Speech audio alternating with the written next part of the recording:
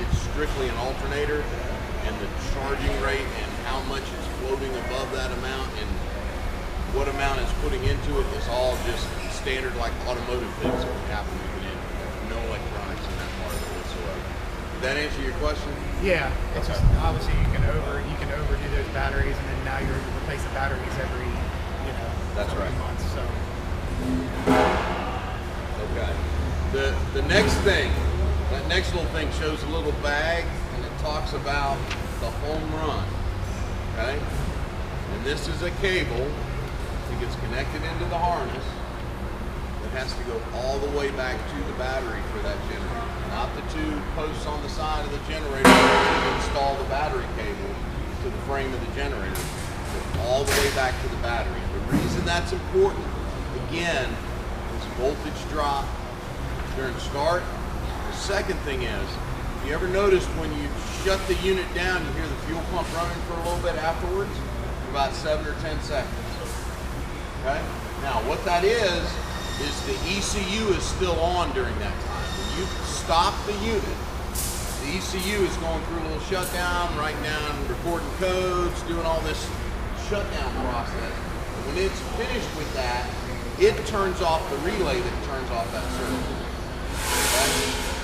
So the way, from a functional standpoint, with the key on, everything's kind of sitting there in bypass, in ready to go mode. You hit the start button, and we engage a thing called the ECU relay, which turns on the ECU, like the ECU getting the key on, okay? When that happens, the ECU turns around and turns on the main relay, which causes that fuel pump to run, and connects the circuitry for the high current stuff that goes into the ECU. So the ECU is really in control of that main relay. So when you stop, you don't want to totally disconnect power until you hear that fuel pump go off, because the ECU is still in its shutdown and doing the things that it needs to do. So that's the other reason for that main run. It's getting that power directly from the battery. Okay?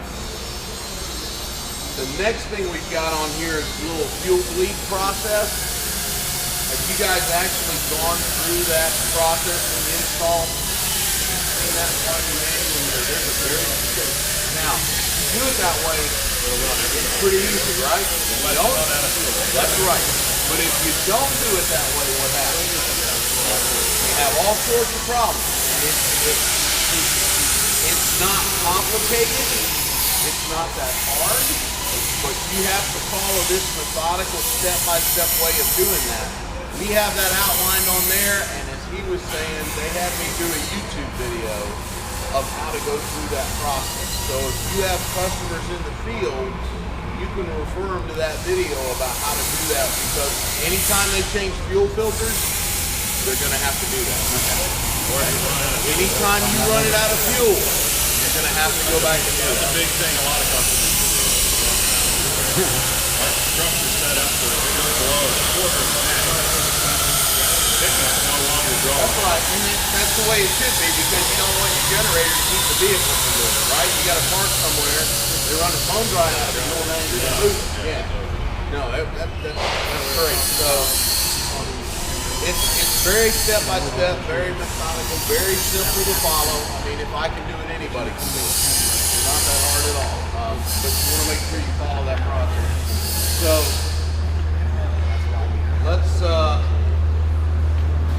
let's back up one section then to that install, and we'll just go to that page. Okay? It says 15, 18, and 26, 26.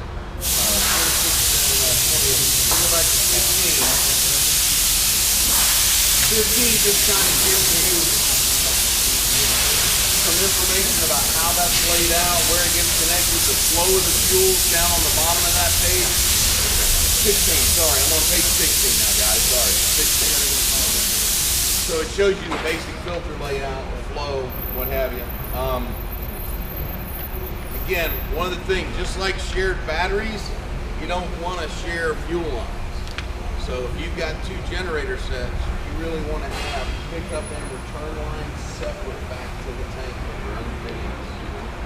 You don't want to have one pickup return set of fittings in the tank. tee off with it. That's something we're not allowed to do, or It'll create the same issue. You'll suck fuel out of one from the other, then you won't be able to get the second one to start. You won't be able to figure out. You get it primed, you get that one going. The next time you go to start the first one, you have that same problem because it siphons the fuel from the two different units, right? It'll actually pull it off of the second unit if they're connected together. So you got. Is that the case even if they're only going to run one generator at a time? Well, here's the problem. You've gone through this priming process. You've got both of them primed. You run the one generator, and now you've sucked the prime out of the second one. So when you go to start the second one, you got to go back and go through that fuel priming process again because you sucked all the fuel out. So it just for 2 extra set of fittings and 2 extra set of hoses, it's much simpler, right? we've gotten away with running 2 generators on the same pickup as long as we put the key as close to the tank. Okay. Why can't we do a check valve? Yeah, what about a check valve? And that could work as well. I'm telling you things that we Yeah, have seen makes work sense. Yeah. consistently for our folks, right? That's not to say that people aren't out there doing Yeah. exactly what Roger, right? Yeah. Just mentioned that we put a T real close to the tank and we got some check valves in there and we've been getting away with it. Okay. Yeah. Well, I can't Yeah. tell you that's going to work reliably, but if it's working for you guys, okay. You look like electric, it's magic after. Right, absolutely. Okay, so if you go to 26, yeah, we only have go down to page like 26, 27 here. Okay, first let me stop you on page 25. There's your service interval list, and there's your normal replacement parts. Now, that's one that just showed up. Yes. Is that right? Okay. I cracked that thing How up. about anybody? Yeah. Has anybody seen the? What about the pack of books that comes on the front of the It'll be unit? in Okay. What happens to it after the unit's installed? It goes to a bin and then end up on. Yeah. And then I enter all that information that we need out of it into our program, and then it goes to the end customer in an info case that they get. And so it stays with the vehicle. Yeah, it stays with the vehicle. All of that. All right. So, As so long as these, they keep it in the these are vehicle. the routine things that need to be done. Okay. There are some things out at like 1,500, 3,000 hours that around that are in the engine book that may not necessarily be in here. Okay, that like I think the oil water separator filter is at 3,000 hours. We have a part number here, but we don't have it on this list because It's 3,000 there. hours Yeah. is way out. Yeah. Okay. So you do need to kind of look and see if there's things in there at those longer intervals that you need to do. Which I think we made you a cheat sheet with all the hours, right? Even with even more, right? 3,000 hours. The other Okay, thing, yeah, as I mentioned, and it was brought up here because I guess you guys had heard it from us, but you cannot buy the fuel filters anywhere else but Kubota right now. There is not an aftermarket equivalent for the fuel filter. And that's an item that's labeled as the secondary fuel filter number 4. Okay? Now you're going 500 hours between the changes. So in the other units that we had, it used to be 246, 200 on oil, 400 on fuel filters, 600 on air filters. Okay? Now it's 400 on oil, it's 500 on fuel, and the air filter is annual, right? Okay? Check it annually. So they've kind of lengthened the service intervals. You kind of have to decide how well the maintenance is being done by the customer, where you want to tell them that line is, because we have some guys that said, you know what, we're not pushing it out to 4, we're having them change it at 3, because if we tell them at 3, by the time we get to 4, they're doing it, right? And we've got other folks that say, no, we're going to take advantage of that extra 100 hours and we're going to make sure it's done. We give them the exact Right. And that's what cool. your book says. And that's cool. It's kind of like we can't make you do it. That filter has a 1 micron filter reading, okay? And 1 micron, if I got this right, is about 1/100th the size of a human hair. I wouldn't know because I don't have much, but 1/100th of the diameter. So that's some tiny, tiny stuff, right?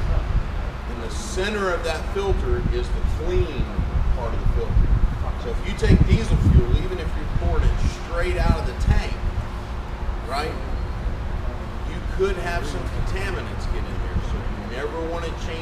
filters.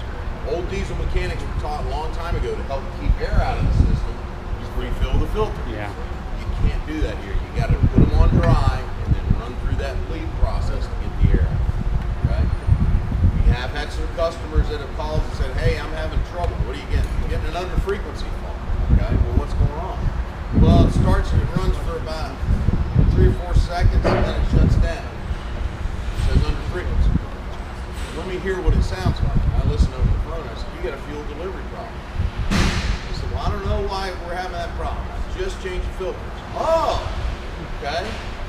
What kind of filters you put on there? We went down to Napa and we got some filters that were supposedly crossed over. I said, "Dude, I don't know. I hope you didn't get any bad stuff in your injection system.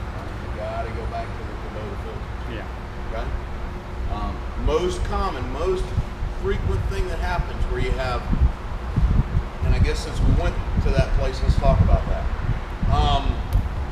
Two important things about the AC output, voltage and frequency, right?